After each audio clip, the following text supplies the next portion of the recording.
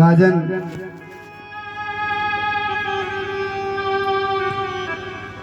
कृष्ण स्यासी सका कस्य ब्राह्मणो ब्रह्मवेत्तमा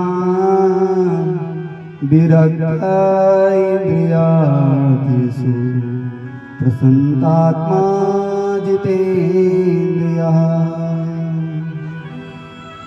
परीक्षित, भगवान का एक मित्र है, नाम है सुदामा। कृष्ण का सखा है, ब्राह्मण है। और ब्राह्मण भी कैसा है? ब्राह्मणा ब्रह्म उत्तमा, ब्राह्मणों में अति उत्तम है। प्रसन्न आत्मा, हमेशा प्रसन्न रहने वाला। घर में कुछ नहीं है, पुरोहित्य कर्म करते हैं सुदामा जी। अपने जजमान ने जो भी दिया, पत्र पुष्प फल आदि जो भी अन्न धन दिया, उससे अपने परिवार जीवन निर्वाह करते हैं।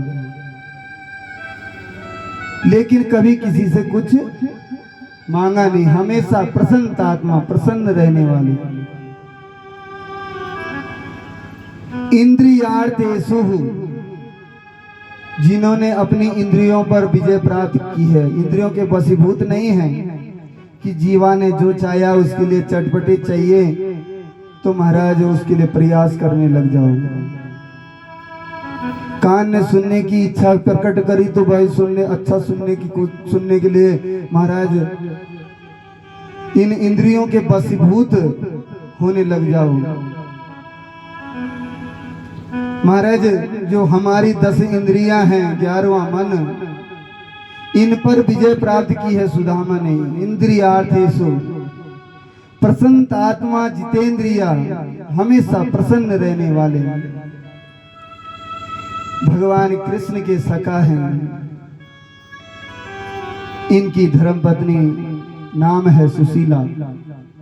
यथा नाम तथा गुण, जैसा नाम है वैसे ही सुशील हैं। 4 बालक भी हैं। सब अपने घर में बड़े खुशी से प्रसन्न से रहते हैं। घर तो है, इनके पास घर तो है, लेकिन घर कई जगह से, उस जो झोपड़ी है, छत है, उसमें कई जगह से छिद्र है। वर्षा का जो पानी है घर के अंदर गिरता है। शरीर में कपड़े तो हैं, लेकिन उन कपड़ों में भी कई जगह से छिद्र हैं। लेकिन प्रसन्न आत्मा, कभी दुख नहीं हुआ कि भगवान हम गरीब हैं। कभी गोविंद के सखा हैं, लेकिन कभी गोविंद से ये नहीं बोला गोविंद हम गरीब हैं, हम निर्धन हैं। सुदामा जी कहते हैं अपनी देवी से, देवी भगवान का जो दिया हुआ है रूखा सूखा हमको खाने को मिल रहा है, भगवान का भजन हो रहा है, इससे सुंदर और क्या चाहिए। कहते इतनी निर्धनता है कि घर में बर्तन तक नहीं है। जिस दिन घर में भोजन नहीं होता, बच्चों को पानी पिलाते हैं और पानी पिलाकर बोले, कहते हैं बेटा आज एकादशी है, मेरे गोपाल जी का दिन है, एकादशी का दिन है बेटा, आज उपवास है। और महाराज महीने में 2 एकादशी आती हैं, लेकिन इनके घर में 10-10 एकादशी हो जाती है। क्योंकि यदि शाम को घर में भोजन नहीं मिला तो ऐसा ही सोना पड़ता है। और सोना पड़ता है तो बच्चों को चुप कराने के लिए क्या कहते हैं, बेटा आज तो एकादशी है, आज एकादशी है। और बेटा भी, जैसे माँ बाप हैं वैसे इनके बच्चे भी हैं। माँ बाप, बेटा आज एकादशी है, ठीक है पापा, और पिता की आज्ञा से सो जाते हैं, लेकिन भूखे जल पान कर सो जाते हैं, कल खाने को मिलेगा। लेकिन महाराज पुरोहित्य कर्म करते हैं, लेकिन कभी किसी से कुछ मांगा नहीं। और कुछ मांगा नहीं तो कल भी कभी कभी क्या होता है, 2-2 दिन भी भूखा। पापा ये एकादशी कितनी लंबी है जो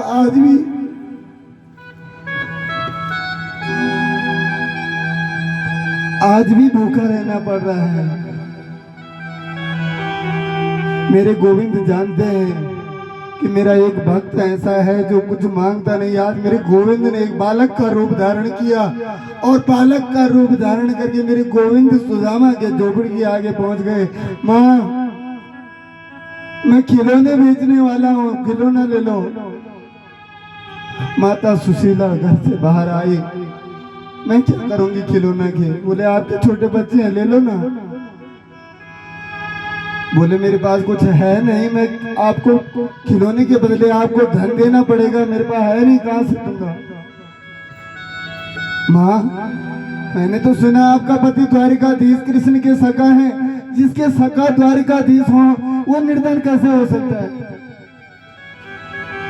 इतना कर मेरे गोविंद वहां से चले गए और मां को बता गए कि तुम्हारा पति तो द्वारिकाधीश के सखा हैं।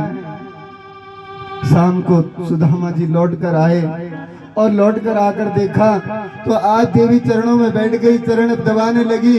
स्वामी, मैंने सुना आपके मित्र द्वारिकाधीश हैं। हाँ देवी, तुमने ठीक सुना, लेकिन तुमने सुना कहां से? बोले एक बालक आया था और कह रहा था कि तुम तो भगवान द्वारिकाधीश के सखा हो। आज तक आपने मुझसे क्यों नहीं बताया? देवी, तुम्हें पता है द्वारिकाधीश तो बड़े राजा बन गए हैं, और जो राजा बन गया है हो सकता है मुझे भूल गया होगा। इसलिए देवी, हमारा भजन तो घर में हो जाता है, उनसे क्या जाना। स्वामी, आप जाओ ना एक बार उनसे मिलने। सैवं भार्यया विप्रो बहुसा प्रार्थितो मृदो अयं ही परमो लाभ उत्तम श्लोक दर्शनम। स्वामी, आपको जाना चाहिए उनके पास। बोले जाने से क्या होगा? अयं ही परमो लाभम उत्तम श्लोक दर्शनम। सुशीला कहती है वहां जाने से आपको हरि के दर्शन होंगे, गोविंद के दर्शन होंगे। आज जब सुदामा से कहा धर्मपत्नी ने आप जाओ ना, अपने पति को गोविंद के चरणों में जाने के लिए कह रही है। आज सुदामा जी गदगद हो गए। देवी, तुम कहती हो कि मैं गोविंद से मिलने जाऊं। देवी, जाऊं तो सही, लेकिन जाऊं कैसे? क्या लेकर जाऊं अपने मित्र के पास? देवी, कुछ मित्र के घर में जा रहे हैं तो कुछ ले जाने के लिए, उनको देने के लिए भी तो चाहिए कुछ। या चित्वा चतुरो मुष्टिन विप्रान पृथक तंडुलान चैलखंडेन तान बद्ध्वा भद्रे पादादुपायनम।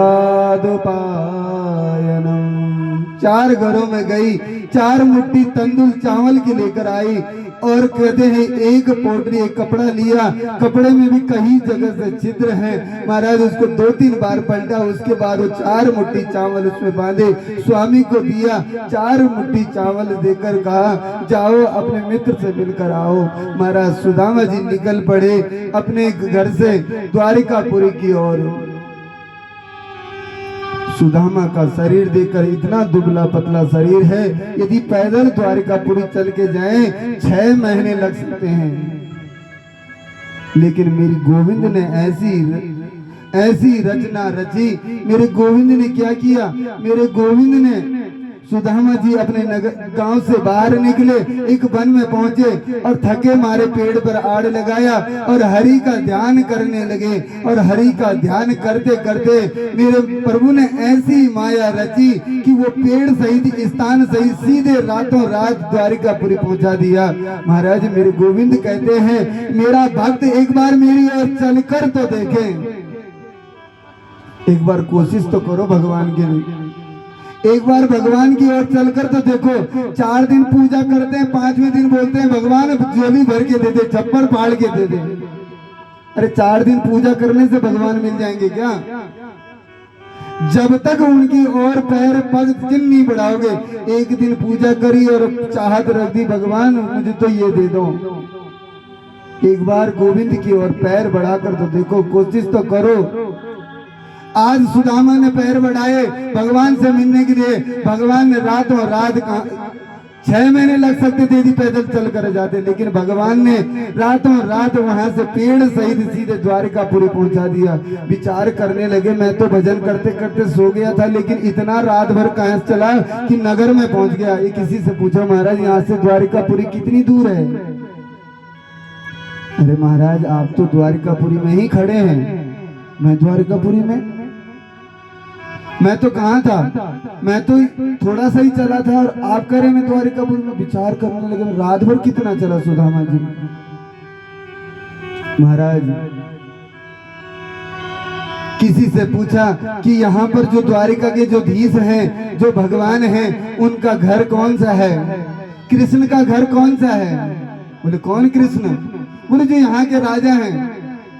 महाराज राजा, हमारे राजा तो द्वारिकाधीश हैं, कृष्णचंद्र हमारे द्वारिकाधीश हैं। और वो माता रुक्मणी के कक्ष में जो आपको भवन दिखाई दे रहे हैं, इनमें जो सबसे बीच का मध्य का जो भवन है, उसमें मेरे प्रभु द्वारिकाधीश माता रुक्मणी के साथ में रहते हैं। आप जाओ।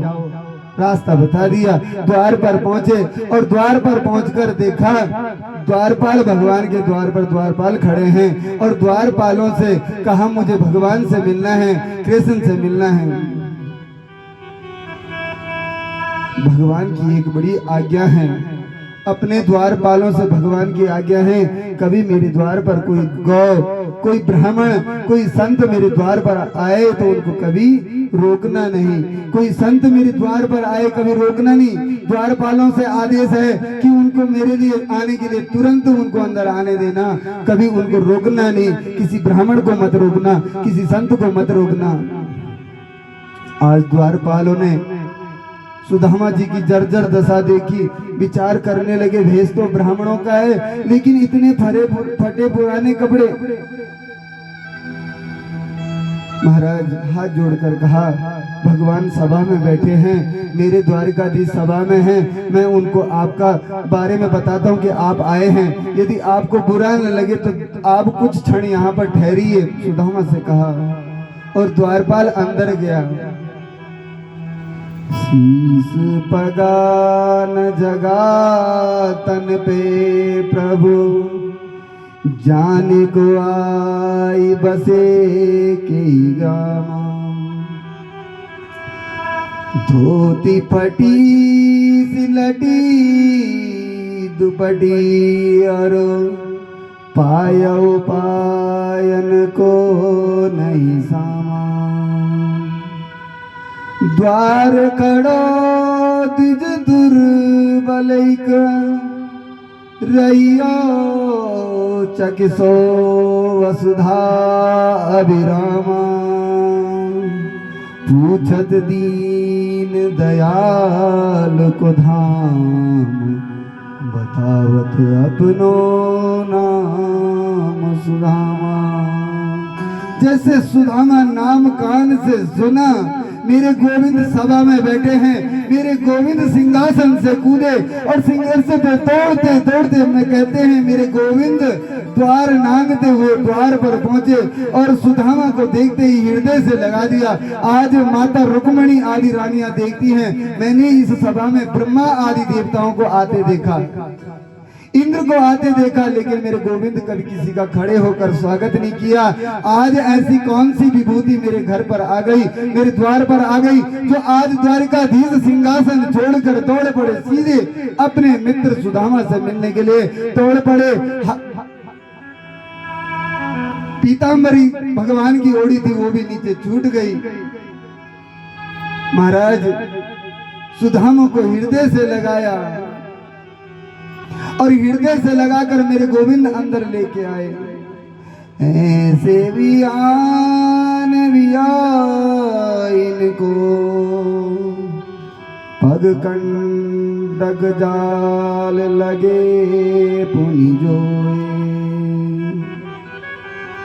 हाय महा दुख पायो सका तुम आए इते किते दिन खोए। महाराज सुदामा की दशा देखी भगवान ने, और सुदामा की दशा देखकर भगवान गोविंद ने कंठ से लगाया और सीधे अपने सिंहासन पर विराजमान कर दिया और अपनी धर्मपत्नी रुक्मिणी को आदेश दिया, जाओ देवी जल का पात्र लेकर आओ, हमारे यहाँ ब्राह्मण आए हैं, संत आए हैं और मुझे इनके पग से पैर धोने हैं। महाराज और दिन अपने सेवकों को आदेश देते थे, लेकिन आज अपनी पट रानी को आवाज देते हैं, साक्षात लक्ष्मी स्वरूपिणी माता रुक्मिणी को आदेश दिया, जा देवी हमारे घर में ब्राह्मण आए हैं, मुझे पैर धोने हैं। महाराज मैया दौड़ते दौड़ते गई, इतने में तो मेरे गोविंद ने अपनी अस्त्र धारा से देखी सुदामा की दीन दशा, करुणा करके करुणा निधि रोए, अरे पानी परात को हाथ छू नहीं, नैनन के जल से पग धोए। महाराज परात तो पानी तो बाद में आता, उससे पहले मेरे गोविंद ने अपनी अस्त्रधारा से सुदामा के चरण धोए। मित्र इतने दिन कहाँ व्यतीत गए, पहले क्यों नहीं आए? पैरों में कांटे लगे हुए हैं। सुदामा के पैरों से भगवान गोविंद कांटे निकालते जा रहे हैं, आंखों से अश्रु जा रहा है। सुदामा जी बेचारे बैठे हुए हैं, चारों तरफ सभासद बैठे हैं, देख रहे हैं हमने ये ऐसी विभूति कौन है, इसने पूर्व जन्म में ऐसे क्या पुण्य किए जो आज स्वयं द्वारिकाधीश मेरे नारायण स्वयं अपने सिंहासन पर बैठाकर खुद चरणों में बैठे हैं, और चरणों में बैठकर मेरे गोविंद अश्रुधारा से सुदामा के चरण धोए।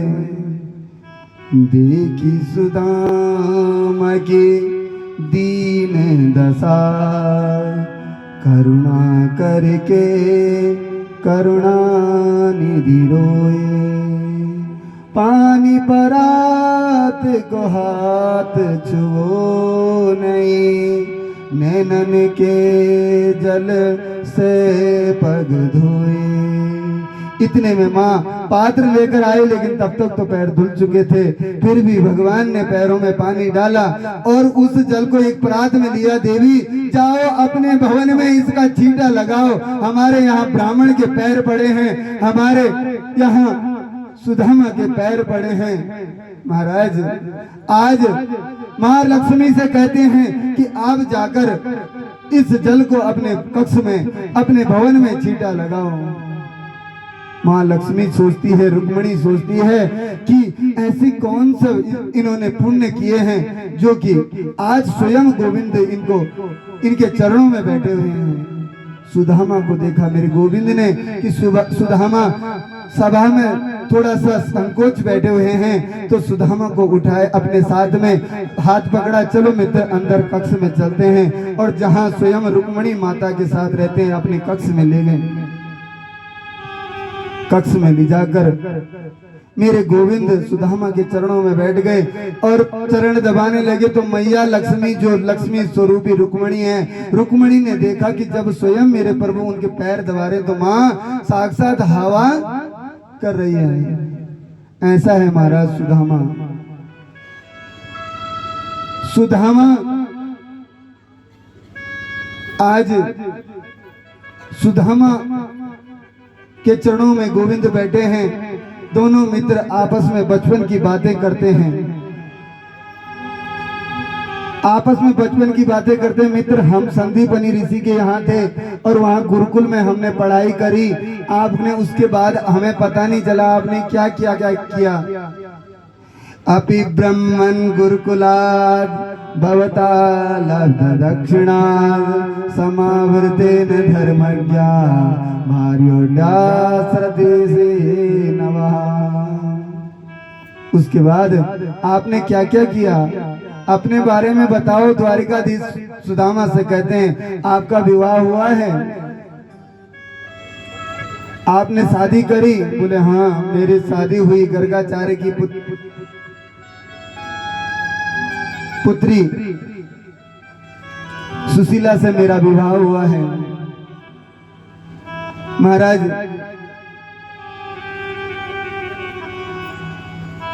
मेरे 4 बेटे भी हैं। सुदामा जी कहते हैं तो मेरे गोविंद कहते हैं आपने मुझे बुलाया क्यों नहीं, शादी में बुला देते।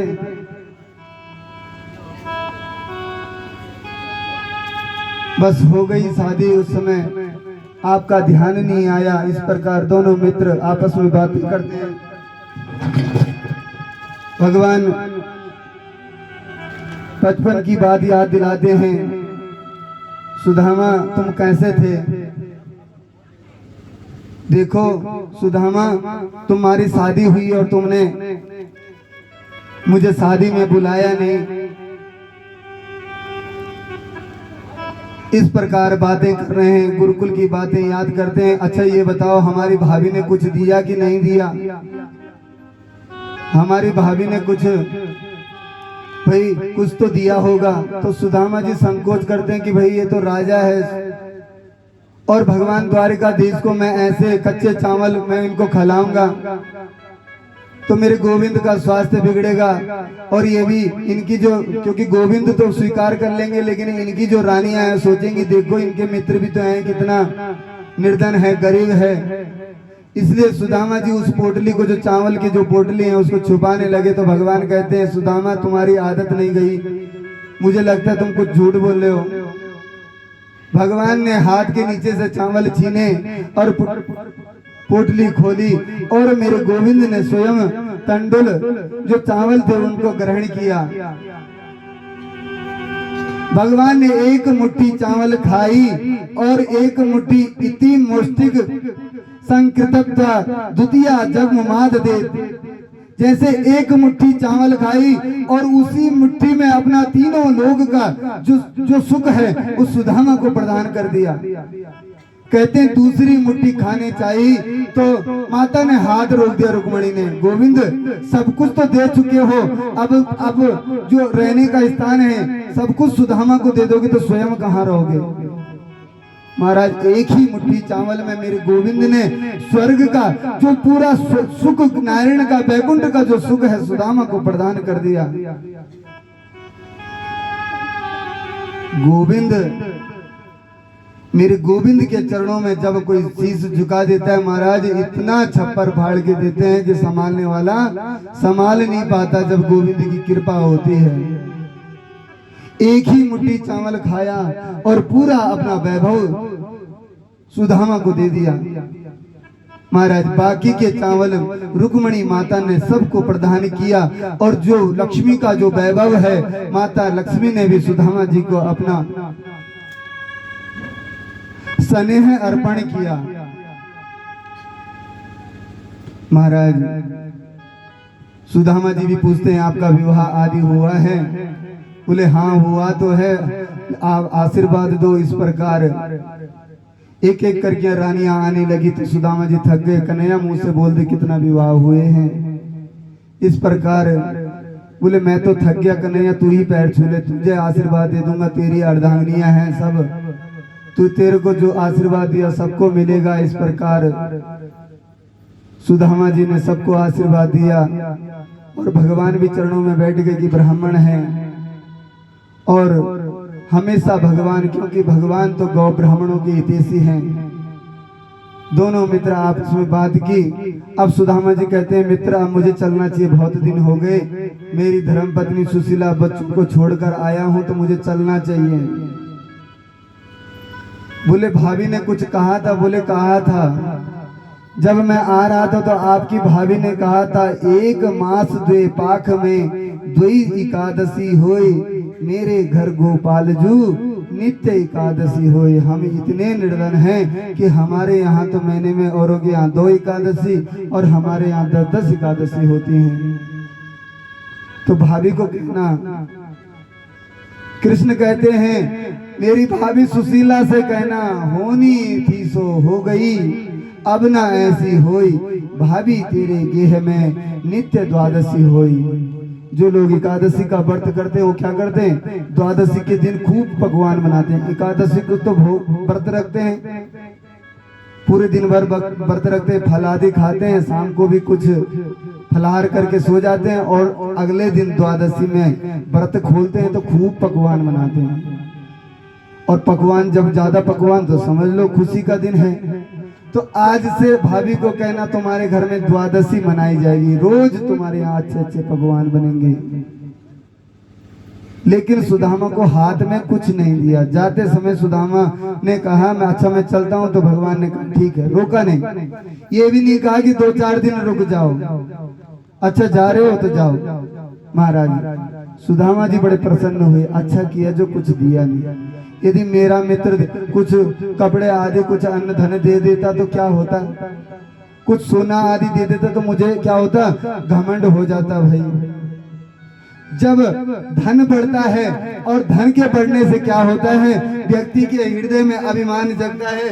और मेरे गोविंद ने अच्छा किया जो मुझे धन नहीं दिया। यदि मेरे गोविंद पैसे दे देते, धन दे देते, तो मेरे मन में मद जग जाता। अच्छा किया मैं खाली आया और खाली मुझे भेज दिया। महाराज सुदामा जी बढ़े अपने इधर गांव के लिए, उधर मेरे गोविंद ने विश्वकर्मा जी को पहले ही वहां भेज दिया और सुशीला जी के यहाँ पहुंचे। सुशीला जी को बोला कि मुझे गोविंद का आदेश है कि आपके लिए भवन बनाओ। तो माता सुशीला कहती है पहले मेरा भवन नहीं, जिन यजमान परिवारों के यहाँ से अन्न धन से मेरा परिवार चलता है, पहले उनका घर बनाओ। तो पूरे ग्राम वासियों का पहले भवन बने, उसके बाद सुदामा जी को जिस प्रकार द्वारिकापुरी है उसी प्रकार सुदामापुरी भगवान विश्वकर्मा जी ने बनाई। भगवान के आशीर्वाद से सुदामापुरी बन गई। महाराज अब सुदामा जी अपने गांव पहुंचे तो देखा तो गांव छोड़कर, गांव में तो झोपड़ियां थी पहले जब गए थे, और आज देखा तो जैसे द्वारिकापुरी थी वैसे ही बड़े बड़े महल। अरे मैं तो 1-2 महीने के लिए बाहर क्या गया कि बोले मेरे यहाँ तो गांव में क्या चमत्कार हो गए, इतने बड़े बड़े भवन बन गए। अब मेरी झोपड़ी किसने तोड़ दी, कहाँ मेरी पत्नी होगी, कहाँ मेरे बच्चे होंगे, इधर उधर देखने लगे। इतने में आरती की थाली लेकर चारों तरफ से सखियों से घिरी हुई माता सुशीला आगे खड़ी हुई। आवाज लगाए तो सुदामा जी सोचते हैं आवाज तो मेरी पत्नी की है, लेकिन आवाज कहां से आ रही है। सामने सुंदर साड़ी पहनी सुशीला सामने से आई और हाथ में आरती, स्वामी मैं हूँ। स्वरूप देखा, अब मेरी ही पत्नी है, लेकिन इतना सुंदर स्वरूप, इतने सुंदर कपड़े, देवी ये कहां से आए आपके पास। बोले सब आपके मित्र ने तो दिया। सुदामा जी सोचने लगे देखो कितना छलिया है, हाथ में कुछ नहीं दिया लेकिन यहाँ कितना चमत्कार कर दिया। महाराज भवन बन गए। देवी मैं इस भवन में नहीं आऊंगा। सुदामा जी कहते हैं मैं यहाँ इस भवन में नहीं आऊंगा। बोले आप भगवान ने दिया है, हमें रहना चाहिए। सुशीला कहती है बोले नहीं देवी मैं अंदर जाऊंगा तो मुझे घमंड हो जाएगा, मेरे पास इतना है। और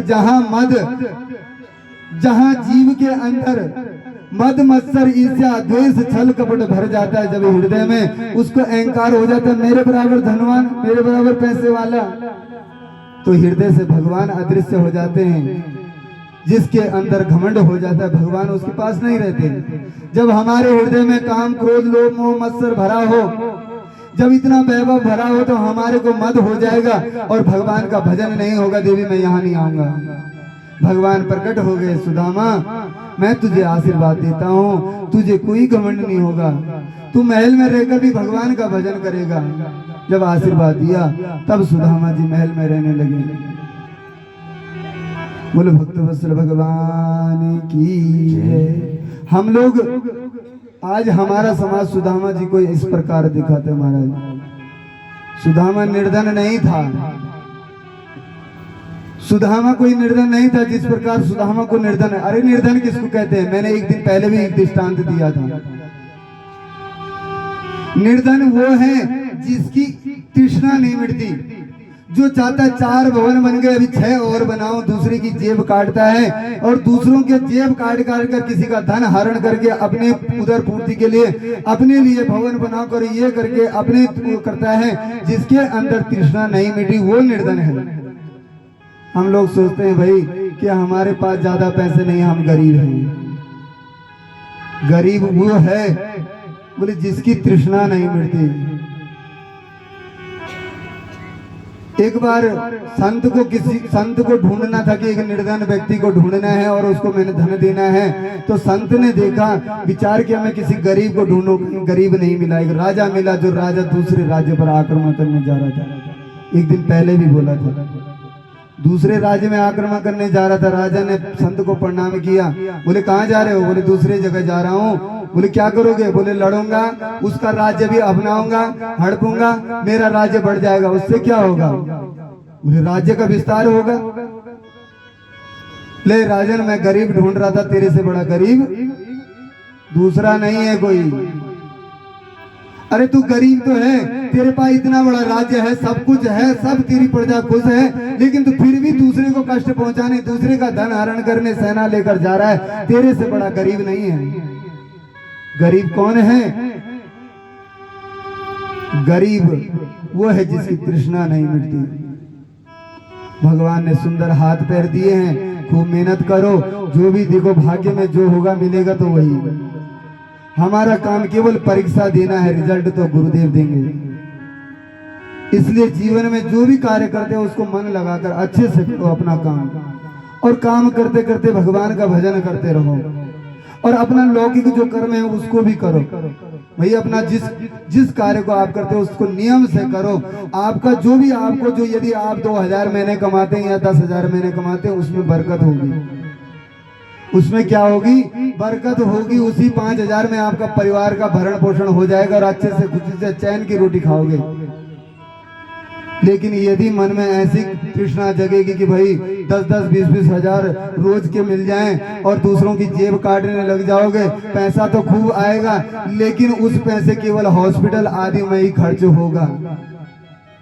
इसलिए भगवान गोविंद पर विश्वास रखो और अपने श्रद्धा से, नियम से, जो नियम है मई कि मैं इस कार्य को करता हूं तो इसको विश्वास से करो। भगवान कभी अपने भक्त को भूखा नहीं रखेंगे, कभी उसके दिल को नहीं तोड़ेंगे।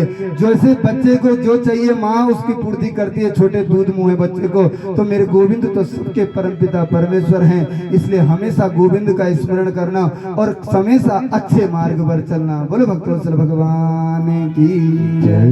श्री राम जय राम जय जय राम। श्री राम जय राम जय जय राम। श्री राम जय राम जय जय राम। श्री राम जय राम जय जय राम। श्री राम जय राम जय